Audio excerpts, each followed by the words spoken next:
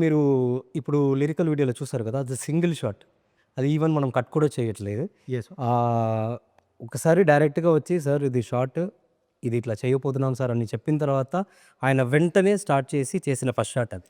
Super. ఆ first షాట్‌లోనే అది okay అయింది. అండ్ చాలా బాగా చేశారు కూడా. సో, అది నేను డైర్‌గా చెప్తా. అది సీజీయో లేదంటే తాడు కట్టుకొని చేసిందో ఏం కాదు. ప్యూర్‌లీ నాని గారు హార్డ్ వర్క్ అది. సో, అదే.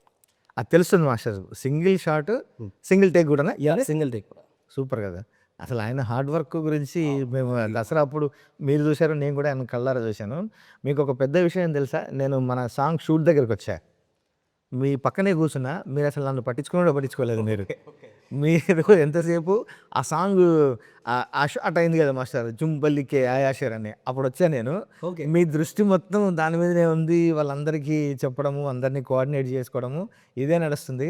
మీరు కనీసం నన్ను చూడని కూడా చూడలేదు తెలుసా? లేదు అది అంటే నేనొచ్చినట్టు కూడా మీకు తెలవదు. షూటింగొచ్చినట్టు. దానికి ఒకే రీజన్ అండి. ఇప్పుడు ఏంటంటే తెలుగులో ఇది నా డెబ్యూ. నా ఫస్ట్ అవకాశం.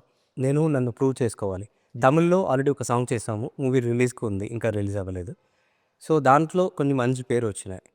దీంట్లో మన తెలుగులో కూడా ఇన్ని రోజులు వెయిట్ చేసి ఇలాంటి ఒక మంచి గొప్ప అవకాశం రావడం అన్నది అది అంత ఈజీ కాదు. అది దేవుడి దయ. అండ్ అన్నయ్య, డైరెక్టర్ గారు, నాని గారు, మన ప్రొడ్యూసర్ గారు వీళ్ళందరూ మన మీద ఏదో ఒక నమ్మకం పెట్టుకొని మనకి ఈ అవకాశం ఇచ్చారు కదా! సో, దాన్ని ఎలాగైనా మనం ప్రూవ్ చేయాలి. ఈ సాంగ్‌ని ఇరగదీయాలి. ఎందుకంటే శ్రీకాంత్ అన్న మైండ్‌లో ఈ సాంగ్ ఎక్కడో ఉంది. నాకు ఫస్ట్ భయం ఎక్కడ స్టార్ట్ అయిందని చెప్పనా? ఫస్ట్ మీరు వచ్చి లిరిక్ రాసి, ఆ లిరిక్స్ చెప్పినప్పుడు నాకు ఫస్ట్ మీనింగ్ అర్థం కాలా. యెస్. మన డైరెక్షన్ టీమ్ పక్కన కూర్చొని చెప్తున్నారు. ఇది మీనింగ్ దీనికి ఇంత డెప్త్‌గా అన్నయ్య రాశారు. అది ఒక్కసారి ఇంకా అనిరుద్ గారి దగ్గర వెళ్ళి అది మన అన్నయ్య వాయిస్‌లో ఇవన్నీ ఒక అవుట్‌పుట్ వచ్చిన తర్వాత నాకు యాక్చువల్‌గా భయమేసింది. మన డెబ్యూ సాంగ్ ఇంత రేజ్‌గా, ఇంత డెప్త్‌గా అందరి మైండ్‌లో అప్పుడు ఉంది. ఎంతైనా మనకు మిగతా వాళ్ళు విని ఉండరు. కానీ మనం విన్నాం ఆ సాంగ్‌ని. ఖచ్చితంగా ఈ సాంగ్ బయట ఎలా ఎళ్తదో మనకొక హోప్ ఉంది.